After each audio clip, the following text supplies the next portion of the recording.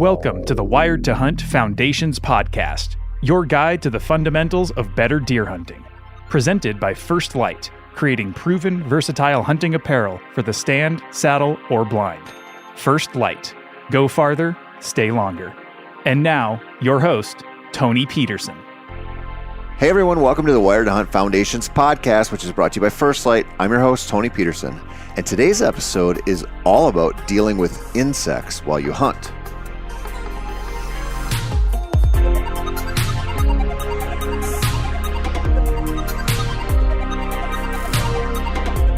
This is a weird one, but you got to bear with me.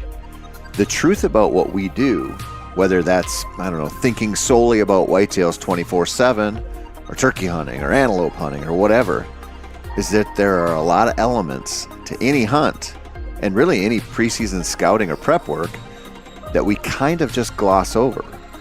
One of those is the presence of bugs. A category into which I'm going to lump spiders and scorpions and just about anything that sucks and is gross and could potentially bite you or sting you. This episode is all about those creepy crawly bastards and how to deal with them in the preseason and throughout the season.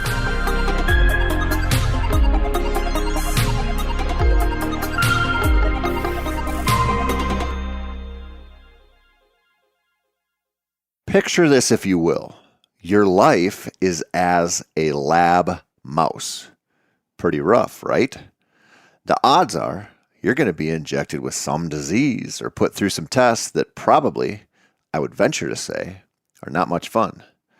Not as fun as hanging out with a bunch of lady mice and eating cheese or whatever mice daydream of. Nope, you're a lab mouse, and one day some white-coated human takes you and puts you in a panic-inducing situation. Like maybe showing you a video of a snake staring into your little mouse cage all of a sudden. Also, introduced into this situation is a cherry blossom, a sweet-smelling, entirely, totally innocent cherry blossom. Now imagine that they do this to you several times over the course of a study. And while you don't know what the hell is going on, because you're a mouse, you know that every time you see a snake, you smell a cherry blossom. Now, before you think I've totally lost my marbles, some of them have rolled under the couch and some of them are rolled into the driveway and eventually into the storm drain to never be seen again, what I'm actually describing was an experiment real scientists did to see if genetics play a role in our fear responses. Specifically, can one generation pass down a fear of something to another generation or several generations? What one experiment, Nature neuroscience study, showed was that a terrifying experience that changed the genetics of mice in such a way, it actually manifested itself as a phobia. And what's wild is that it passed down through a couple of generations of mice. So even the offspring of those mice, when they smelled cherry blossoms without being exposed to panic-inducing situations at the same time, still exhibited a real and measurable fear response. Even mice that were created with in vitro fertilization from those original mice inherited the same fear response. In other words, through a traumatic experience, an echo of fear was created that several generations could hear. Now, this is just mice, you might be thinking. And those scientists probably don't know what the hell they are talking about and blah, blah, blah. But the truth is, that's pretty wild. And it's prevalent in us humans, too. If you don't think so, ask yourself, why are you so scared of snakes? Or maybe heights? Small spaces? What's your phobia, my friends? Because I bet you have one. And if you don't, I bet you know a lot of people who do. And also you're probably lying. Now ask yourself, why would someone, living in New York City, where chances of exposure to wild venomous snakes are probably almost zero, yet you could find plenty of people living there who have lived there their entire lives, who are terrified of snakes? It's not rational, which is the cornerstone of a lot of our current phobias. Or, how about public speaking? Ever stood in front of a large crowd and had to address them sober? That sucks for most people. Even the repercussions for a bad speech or saying something dumb, even they're pretty small. But the fear is large, so large, in fact, that it creates a real metabolic response, a fear response. Or, I don't know, how about spiders? That's my big one, and I freaking hate it. I hate them. I can't describe it. I don't know why it is, but I hate spiders. Snakes? No problem. Heights? Mild problem. Big cats, bears, whatever? Fine. But spiders? No thank you. I know, and I mean I know this, even if I can't prove it.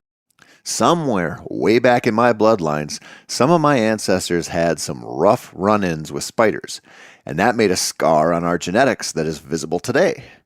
They are gross and dumb, and I know they eat a bunch of bugs and are mostly gentle and whatever, but I just don't care. I don't like them. Of the places I want to visit in the world, Australia is super low on my list, mostly because of their spider situation. But if you hunt, you'll deal with spiders. If you set stands in the summer, or just live down south in general, you're going to run into some 8-legged buddies. They're going to show up at your party at some point. It just happens. In fact, if you do this stuff enough, you'll probably deal with all kinds of creepy crawlies that can bite or sting or just generally ruin a good time. Hell, there are even caterpillars out there that should be cartoon-like, fun-loving, slow movers that should pose no harm to humans. But some, specifically one with a name that I can't say on here because people think I'm making it up, are covered in soft hairs that actually cover spines that will break off in your skin and cause severe pain.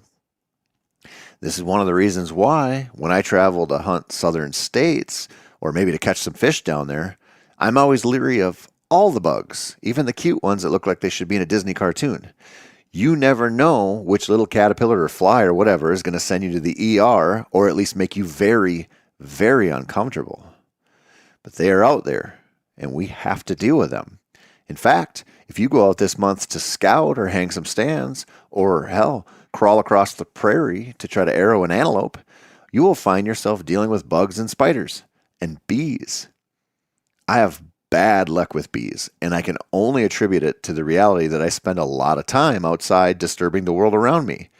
As I read this, I'm fighting the urge to scratch and scratch and scratch some spots on my legs and some spots way up on my legs that might make it look like I caught some kind of venereal disease recently. The truth is, I mowed right over a yellow jacket hive, and those satanic bastards took it upon themselves to not only sting me a few times on my lower legs, but also to work their way up into my shorts. And this is only speculation on my part, so take it for what it is. But I think they might have been trying to sting me on the old knackers because they got a little too close for comfort.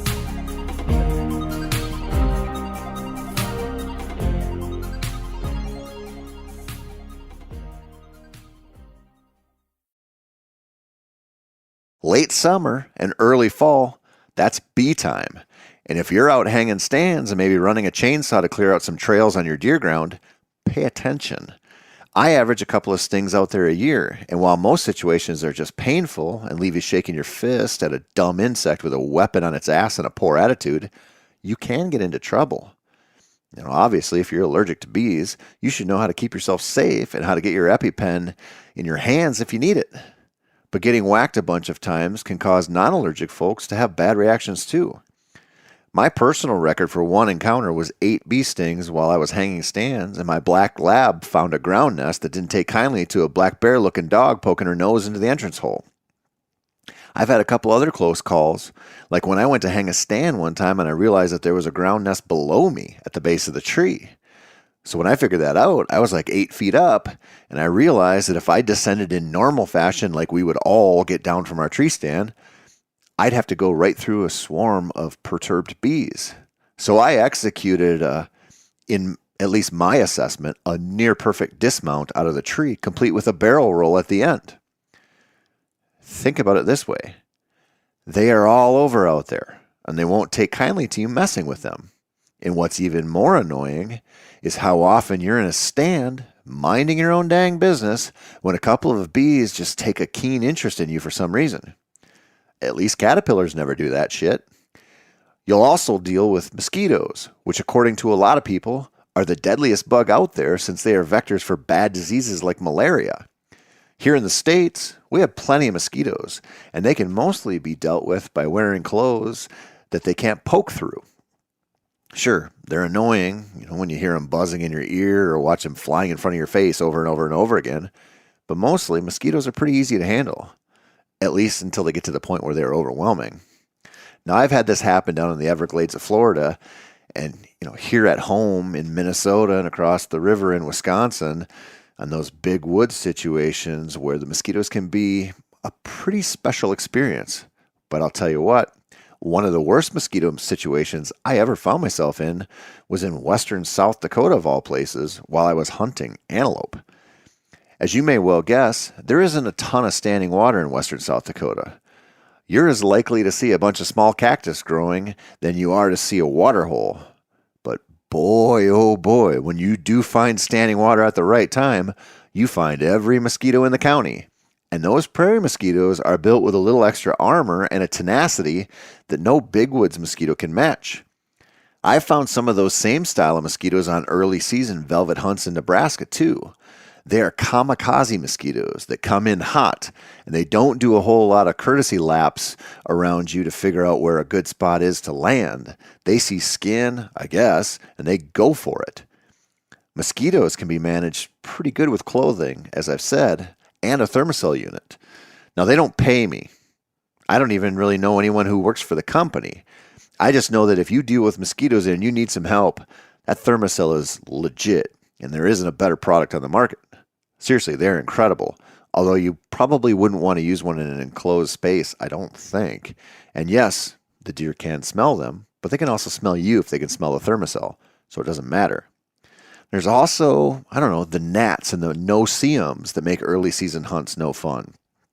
Oftentimes, I end up with itchy gnat bites on my forehead and my ears and my hands from my early season hunts, which is annoying but not super bad. They do have a knack for flying right into your eyeballs, which is also real annoying. And no-see-ums can be almost worse because, well, you can't see them. Do you wish we named other critters that way? I do.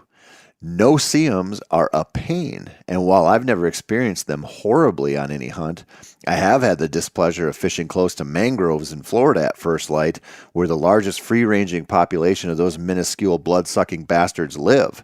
And while they made me itch like crazy, they made my little girls swell up like little blonde balloons.